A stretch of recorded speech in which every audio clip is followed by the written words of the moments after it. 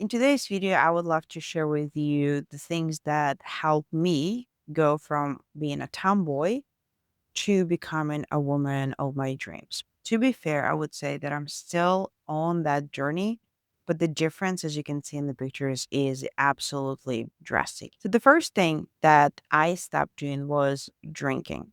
Now, I know this is very buzzworthy, and a lot of people are stopping drinking even socially, but I did that in 2020. Actually, second 2021. So the story goes, at the end of 2020, I decided that I'm going to give myself a challenge of not drinking for the entire year of 2021. But I actually failed because I was in Costa Rica with my cousin and her friend, and I gave myself a goal, right? The challenge. And then we went out on January 3rd, and it was so hot. We just stopped by to grab a bite, and both of us grabbed I think it was Corona, basically a beer. And as I'm drinking, I was like, oh, wait, I forgot. So I basically restarted on like January 4th. And for the entire year, I did not drink. At the beginning, it was really hard. And the reason it was really hard because I was a very social drinker. Now, before I continue sharing what I did to help me stop drinking, I think it's important to understand why I decided to do this challenge. So I used to have this friend. We're still good friends, but we just don't see each other quite often because I travel a lot.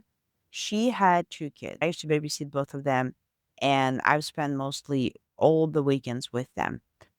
And every single Thursday and Friday, I would go out and have a couple of glasses of wine with girlfriends. And then Saturday or Sunday, I would go to my friend's house, and there was always a cookout. It didn't really matter what time of year it was, we always have a cookout and there always would be drinking.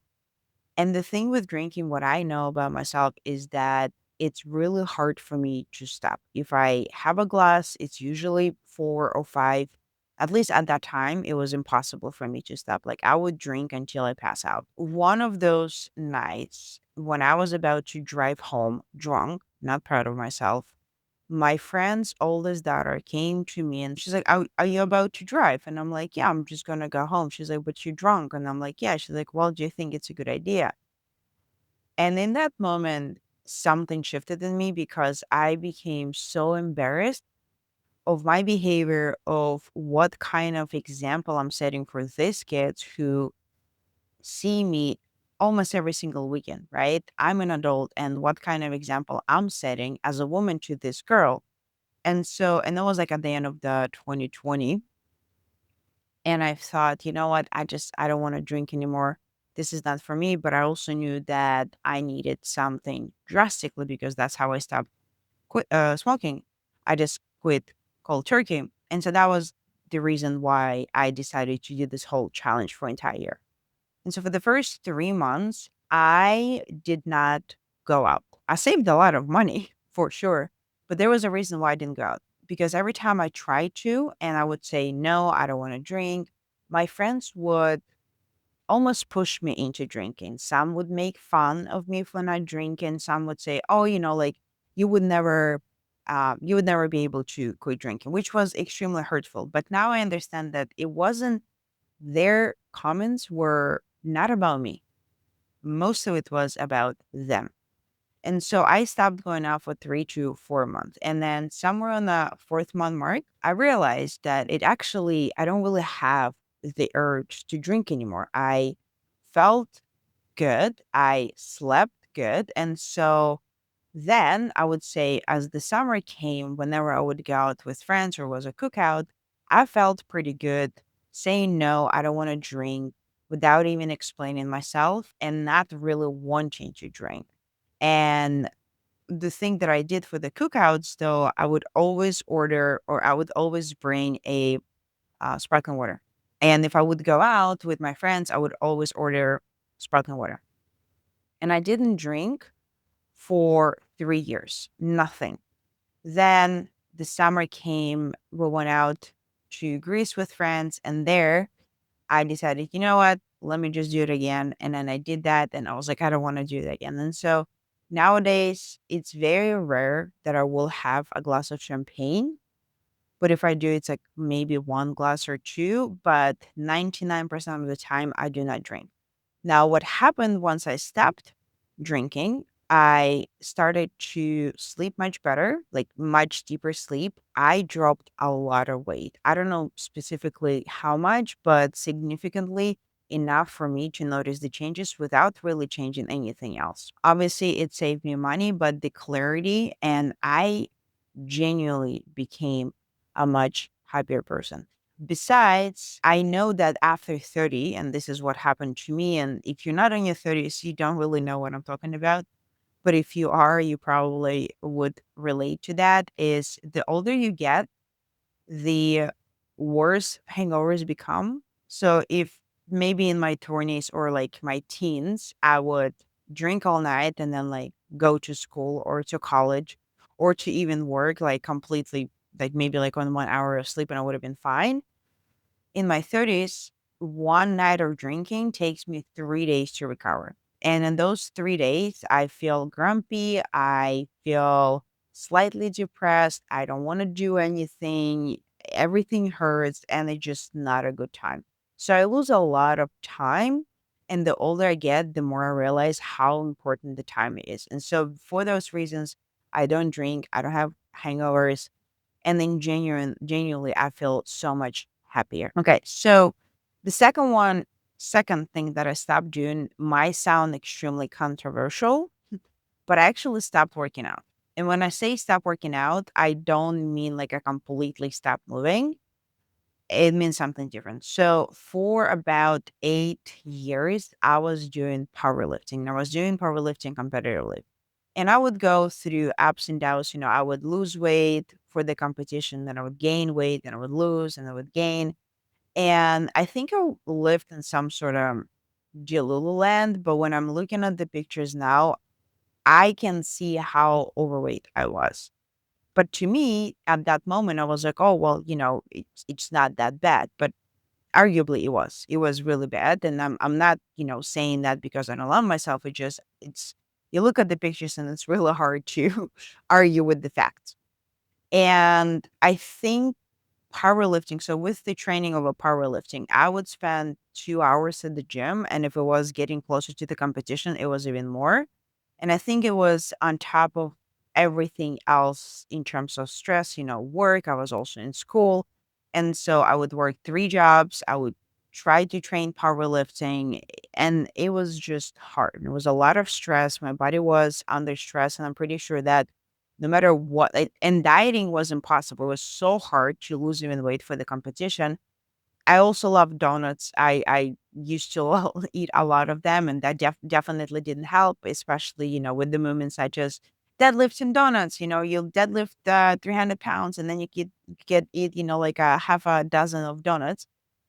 And I think in those times, I most likely was lying to myself, and that definitely showed. And I stopped powerlifting. I stopped working out for 2 hours. And so what I started doing was actually things that I enjoyed. So first of all, I started doing Krav Maga. I always wanted to try it. I started doing that, and that kind of went into boxing, and I enjoyed that. So I stopped going to the gym. I just hired a coach. Then I started running. And the reason I started running was because, again, I wanted to challenge myself because as a kid, I've done so many runs, any type of and any kind because I've done a lot of sports and I learned how to hate it. But I also knew that every time I would go for a run, I would actually feel good afterward.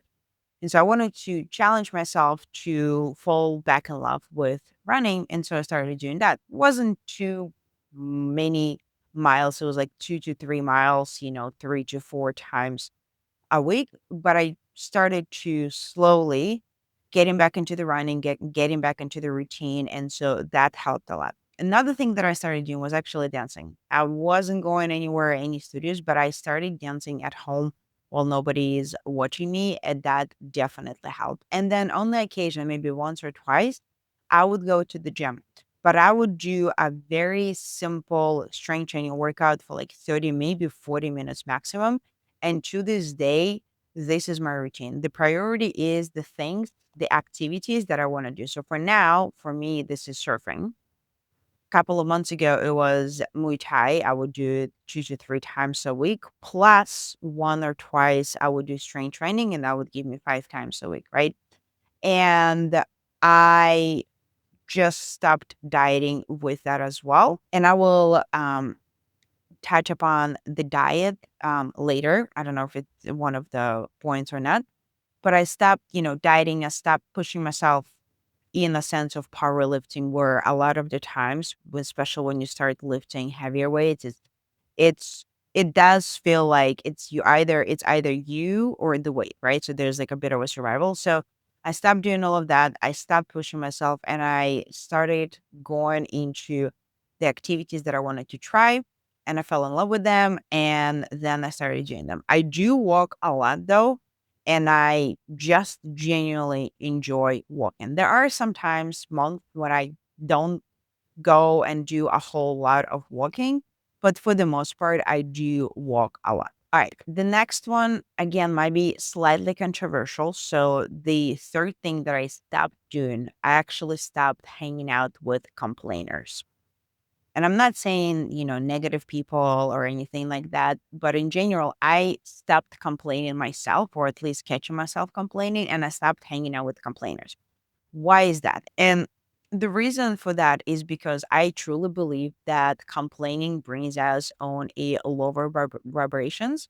It really reinforces the negativity and also the victimhood mentality, which I personally don't like. And this is something I constantly work with. And I catch myself whenever I slip into that. I just do not like the feeling. And so for me, I knew that if I wanted to be more positive, if I wanted to have more higher vibrations, one of the things that I have to do is I needed to stop complaining, but it also meant that my environment needed to improve. And so, slowly but surely, I moved away from people who would complain about the weather, about the work, about like little things such as, oh, like who is in the government and things like that. So, kind of complaining over specific things that you can't really fix. So, for example, you live in Boston and you always complain about the weather. You either move or you don't complain. Or if you're sitting at work that you hate, you either move or you don't complain. And so that's what I and how I like to approach my life. And even with clients, like I would find myself, working with clients, and they'd be like, oh, this client and this client. And I would have to catch myself and flip it into gratefulness and understanding that, having those people allows me to travel the world and just kind of move in this way. But this is the thing that I can control by myself, but I cannot control that about the people. And if I'm hanging out with somebody who always complains, I will start slipping into the complaining more. And so I stopped doing that, stopped hanging out with people like that. And that allowed me to foster the gratitude, because I believe that the universe or God, whatever you call it, whatever you want to call, whatever you believe in, multiplies the things that we're grateful for. And it also multiplies the things that we complain about. I think that the universe, which I'm going to kind of go on the tangent, the universe or God multiplies whatever it is, which is it kind of works for us. It's here to help us, but then it's up to us what exactly is going to multiply, whether it is going to be complaining, whether it is going to be the gratitude. And so for that reason, I've decided to really shorten and make my circle of friends much smaller, so that I know that this is the environment that I can control. But first and foremost, it always starts with me. And this is the reason why I stopped hanging out with complainers. So, number four, which I still am working through a lot, and I'm realizing that as I'm speaking to you or speaking with you, I realize that the way for me to actually do that is through challenges. So I stopped to the best of my abilities to spend time on indecision. So I know that if I am going to look from a perspective of the psychology and why indecision is so toxic on our brain. And the reason for that is because think of it this way: your brain wants to preserve as much energy as possible. That being said, when there is an incomplete task, when there is no decision made, that file is being open. It's kind of like on your computer right here, right? When you have a tab open, what happens is the CPU keeps running, it keeps, eating your battery, it keeps eating the energy. So the same happens with the brain. When the indecision is there, when you have not made a decision about a particular task, a particular thing, the tab is being open and it's keep running and it keeps eating the energy. We also know that, the word decision from Latin, I believe it means, like cut. So once you make a decision, you close that tab. So then your brain doesn't spend energy on that. And it helps you to figure out, the next steps. And so I still slip into those indecisive moments. It happens. I know that, but I'm doing it way less than I used to. And it helps me a lot to move forward with my life. Now, what I've just realized is that 99% of the time, in order for me to complete a goal or, start moving towards the direction in my life that I want to, is because I make a decision to challenge myself. Maybe I'm a masochist or whatever you want to call it, but for some reason, I challenge myself to prove myself that I can actually do it. Maybe there is a deeper childhood trauma. I don't know. But this works so far. I mean, right now, my goal is to hold a 5 minute plank. I've gotten to 2 minutes. Today's going to be 2:05. I saw a dude on a YouTube video. I was like, oh, that's kind of cool. I wonder if I can do it. And here we are. And I realized that most of my achievements in my life happened because I challenged myself. Now, well, moving on to the step number five, or not step, but the thing number five that I did. And now it's about what I started doing. So this is my favorite thing, which I still do. And this is, I started making my inner child happy. So what like through my understanding of how the universe works, how God speaks to us, and just kind of learning the game of life, really, I realized that the more I make my inner child happy with the dreams, or making her dreams come true, the happier I become, and my life somehow becomes better. One of the things that I wanted to do when I was a little girl, I wanted to travel so much. Growing up, we didn't have this opportunity.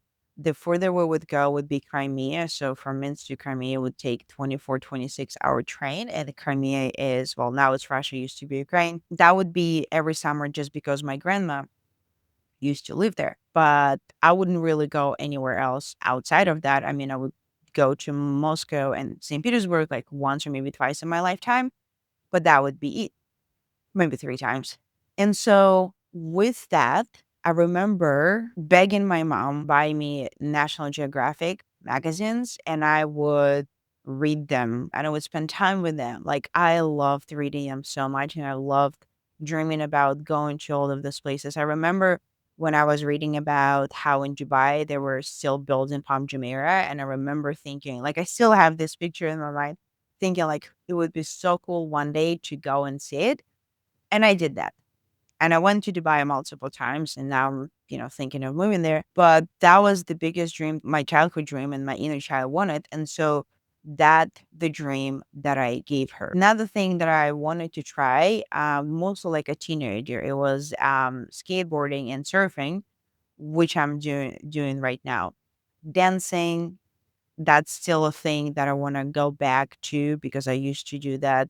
Singing, I like doing that. I wouldn't say it was my childhood dream of being a singer, but I enjoy doing that and I still enjoy doing that. But I also wanted to act. I wanted to be an actress a lot. So that's something I might come back to. But it's the little things. Thinking about the dreams that my kid that I wanted when I was a kid, and like my inner child dreams, and making them a reality make me so much happier and make me want to do more things of like what I'm doing. So think of maybe some of the childhood dreams that you wanted to do and see maybe you'll be able to give it to your inner self. Okay. Number six is, I know this is in the personal development space, everybody says it, but I became even more grateful. So I now do the gratitude minute, which for me, it's basically all the time. Like, I used to just sit down and write down the three things that I was grateful for. That's what I started with. It was so way back in like probably 2015, 16. I was going through a lot, harsh times. And so for me, in order for me to kind of stay, somewhat positive, I started, being grateful. I think I even heard about it listening to the School of Greatness way back when. And so I started doing that. But then I moved to literally being grateful for as much as I can possibly come up to. Like, there were days when I would literally write down 100 things that I was grateful for, and not just writing them, but genuinely feeling grateful. These days, every morning I wake up and I go to the balcony and I say it out loud how grateful I am for all the things that I have, for everything that I see, for everything. And I do that multiple times a day, not just like writing, but I'm actually saying it and I'm feeling it. Because one thing is to write, but the other thing is actually feel it. And I do believe, as I already mentioned, that the universe or God multiplies the things that we genuinely grateful for. When we feel the feeling of gratefulness, I believe on a chart of all the feelings, right? It's like the gratefulness is like pretty high. Maybe it's like one of the top higher ones. So when you vibrate at that frequency, well, guess what? You're also attracting more of those things. And it's always about the POV shift. Some people, and actually this was quite an interesting thing. It's not my thought, but I really liked it. I think I saw a reel and I liked it mostly because it is relevant to me because I'm learning how to surf. So in surfing, let's say you are sitting on a lineup, which is basically everybody's kind of waiting for the waves to come. And let's say there is 50 people, which happens quite often, especially if you are at quite popular spot. There's like 50 people sitting there and there is one wave coming. And let's say, 50 people are fighting for the wave. They're not happy. They're yelling, complaining, which happens quite often. Then there is one person that catches the wave. And then there is another line of people when that person who, catches the wave kind of goes in. The people who are trying to, so here's the wave comes here. There are people who are trying to get to the lineup, which means that they have to go through that wave. And it's usually you either roll or you kind of dive under it. For some people, it could be one of the worst waves. It could be one of the worst surfs, right? It was super busy. There's so many people. It was really hard to get back, to the lineup. Just the waves were coming, the sets were coming. And then there are people who, every time they catch the wave, they feel like this is the best day of their life. Nothing really mattered. They were catching waves. They were having fun. They tried and practiced some of the, steps or movements, and they came out happy. And it's the same with life. Sometimes, let's say if you want to, some people would say, oh, like I'm only making like $5,000. But for other people, like it's holy shit, I am making $5,000. For some people, it's like, oh shit, I have like this, horrible client. And sometimes could be horrible. But, for other people, it's like, wow, I have this one client. It is all about perspective and changing the POV. And I cannot tell you how much better my life became once I started catching myself complaining and saying, oh, like this client and this thing and the weather and versus holy shit, it's raining. I'm able to see and feel the rain. This client, oh my God, I get to be and speaking to this client, seeing how they're running this company. And it's hard to do, but it's absolutely possible. And I cannot tell you how much happier I became as a person and how much better my output has become in terms of feeling more energetic, feeling more excited about life, feeling more excited about doing more things. And I think ultimately that's the goal. I mean, we only live once, right? The last one I would say, and this step would most likely need a separate video. And if you want me to get deeper into this, let me know. But I started doing more inner work. And when I say inner work, it's more about I started studying how the universe works, how, the game of life the manifestation, the quantum physics, and all of those things through reading and then kind of observing and talking to other people. But really, instead of trying to change the world, I started with changing myself. And the three favorite books or the people that I read or have been reading is the book Transurfing Reality by Vadim Zalan, Neville Goddard. And then there is a book which I don't remember who wrote it, but I think it's called Game of Life and Here's How to Win It or something like that. It's been written in 1920. It's kind of a combination of both Zelland's and Goddard's teaching. My inner work comes down to understanding that the world that I see outside of myself is the reflection of the world that is inside. And I know you've heard it multiple times.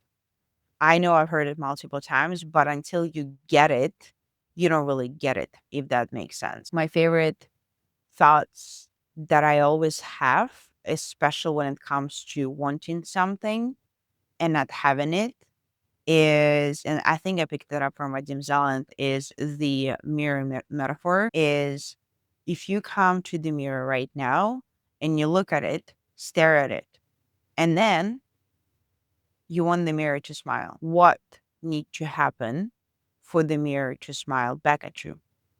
You first need to smile, and only then the mirror smiles back at you. And I will leave you with that. Let me know if you enjoyed this video, and I will see you in the next one.